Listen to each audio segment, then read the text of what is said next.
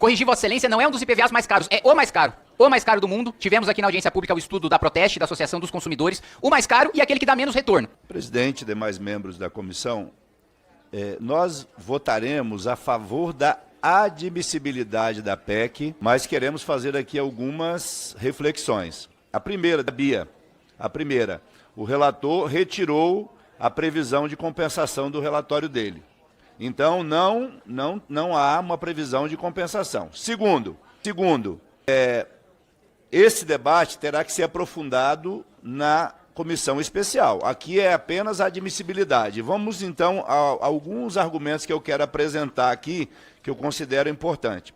Primeiro, nós precisamos considerar, deputado Kim, toda a proposta de redução de arrecadação de impostos, ela precisa ser acompanhada de uma devida compensação e de estimativa de impacto financeiro e orçamentário. Onde é que isso está inscrito? No artigo 101 da Lei de Responsabilidade Fiscal, no artigo 113 do ato das disposições transitórias e na emenda constitucional 128. Se o relator, por orientação da consultoria competente desta casa, diz que não pode manter a compensação como foi apresentada, porque não é de competência do Legislativo propor compensação desta natureza, a preocupação que eu tenho é a seguinte, deputado Kim. Essa proposta ela não vai se sustentar na comissão especial, mesmo aprovada aqui, mesmo que o interesse seja reduzir imposto, não observarmos o artigo 113 da Lei de Responsabilidade Fiscal e da Constituição Federal, além da emenda constitucional 128, porque não está demonstrado nem qual será a compensação e não está demonstrado nem a estimativa de impacto financeiro orçamentário. Outro aspecto que me preocupa, quando a proposta aqui apresenta a seguinte solução. O critério do peso vai ser a base de cálculo. O cara que tem um caminhão velho, pesado, vai pagar um imposto maior do que o cara que tem uma Ferrari construída com fibra de carbono, levíssima. Ou seja, vejam que aí tem uma contradição enorme. Os veículos mais luxuosos, deputado Patrus, são os mais leves, os mais caros. Os veículos mais pesados são aqueles exatamente que são comprados por aqueles que têm menos dinheiro. Então não podemos promover aqui uma distorção e privilegiar os ricaços.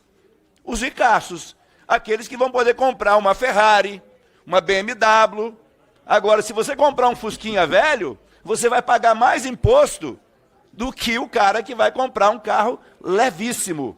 Porque os carros estão cada vez mais leves, as baterias estão cada vez mais leves, os componentes estão cada vez mais leves. Então, eu faço aqui essas observações e a comissão especial vai ter que se debruçar sobre isso. Uma outra coisa, quando a gente fala de renúncia de receita que tem que ser comprovada, eu fui prefeito e eu reduzi tributos, mas eu demonstrei a compensação, até para não ser questionado pelo Tribunal de Contas, deputado Alfredo Gaspar. E as minhas contas foram aprovadas porque eu demonstrei a compensação da redução dos tributos que foram oferecidos a micro e pequenas empresas na minha cidade. Se eu não tivesse feito isso, eu teria tido a rejeição das contas. E eu quero só citar um exemplo.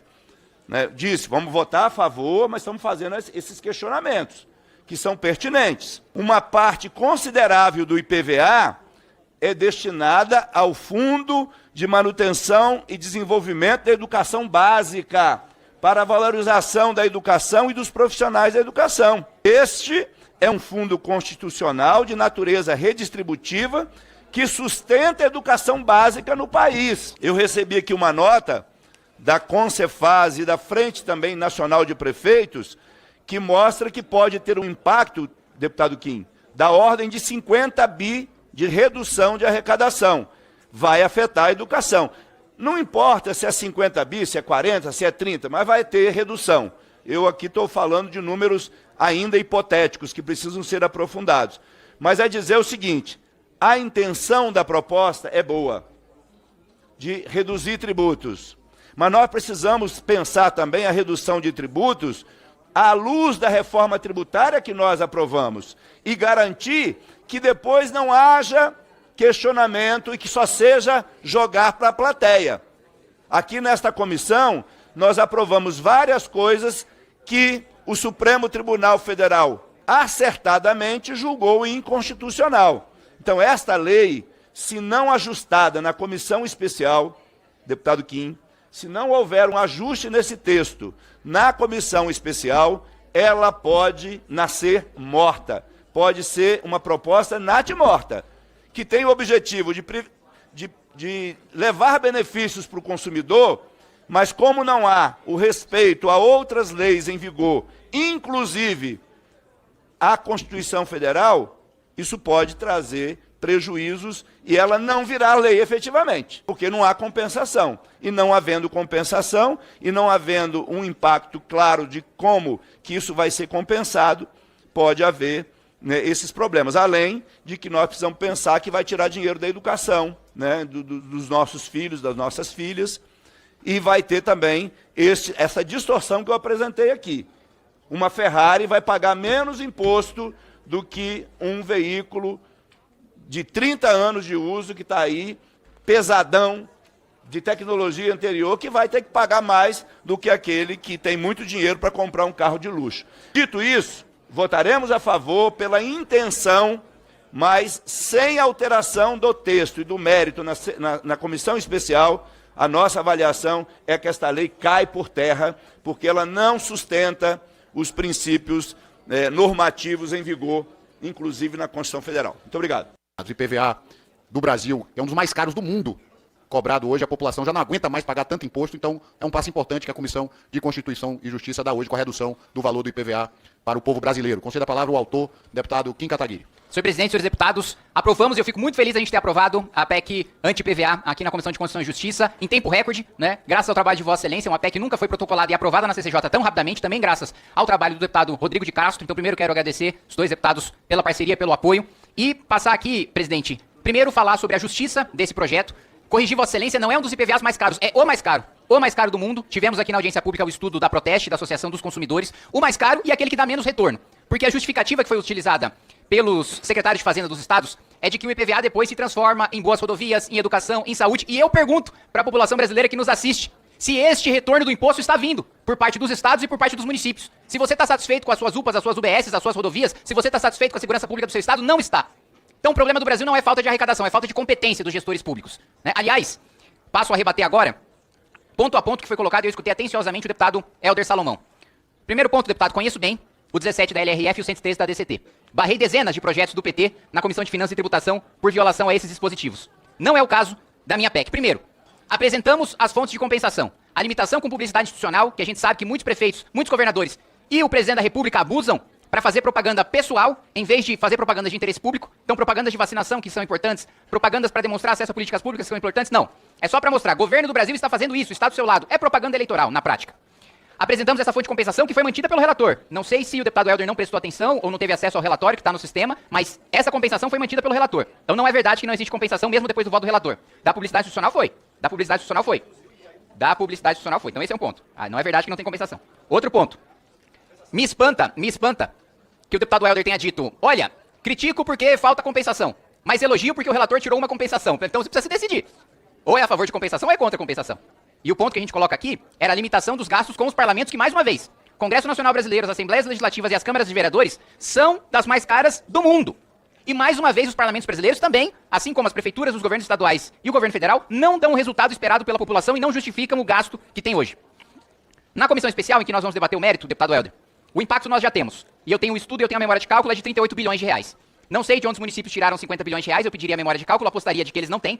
Mesmo porque, infelizmente, parte dos prefeitos brasileiros não sabem fazer conta, não à toa boa parte dos municípios estão tão endividados, principalmente com seus regimes próprios de previdência, com a irresponsabilidade fiscal dos municípios e dos estados também. Então, infelizmente, é sintomático que o cálculo que tenho apresentado aqui tenha sido errado. E um ponto que eu quero também ressaltar, a covardia dos governadores.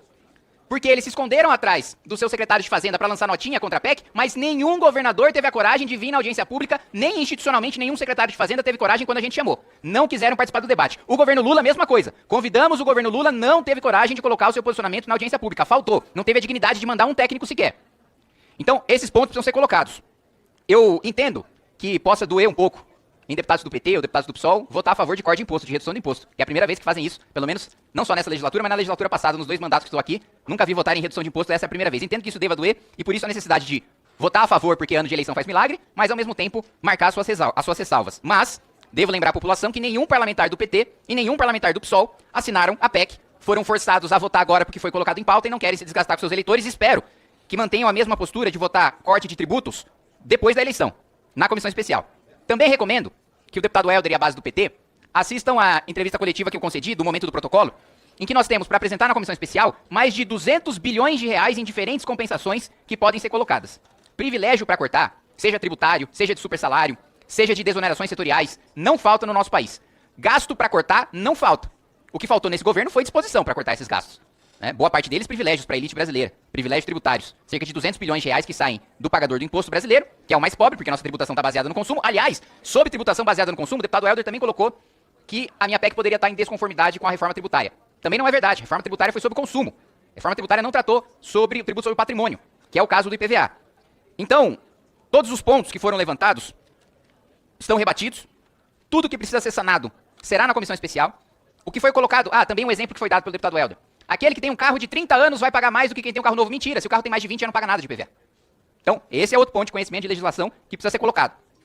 A compensação existe, a estimativa de impacto existe, à disposição na comissão especial, e eu espero que o relator, o deputado Rodrigo, continue sendo relator na comissão especial, espero que o presidente Hugo Mota instale a comissão especial o mais rápido possível, e espero que a postura aqui, não tem nenhum deputado do PSOL, todos faltaram, mas que a postura dos deputados do PT de votar favoravelmente essa matéria na CCJ permaneça depois da eleição, quando nós devemos ter a votação na comissão especial, e que os prefeitos e os governadores que mandaram seus técnicos aqui para municiar o governo, para discursar contra a PEC, que pelo menos um deles tenha coragem de se posicionar publicamente. Que pelo menos um governador tenha coragem de falar, olha, eu quero manter o IPVA como está hoje no meu governo, porque o meu governo dá resultado com esse IPVA. Eu quero ver um governador que tenha coragem de dizer isso. Eu quero ver um prefeito que diga, o meu repasse do IPVA, eu dou resultado no meu município, meu cidadão está satisfeito, por isso eu quero manter o IPVA como está hoje. Quero ver um. Não quero mais que se escondam covardemente por trás dos seus técnicos.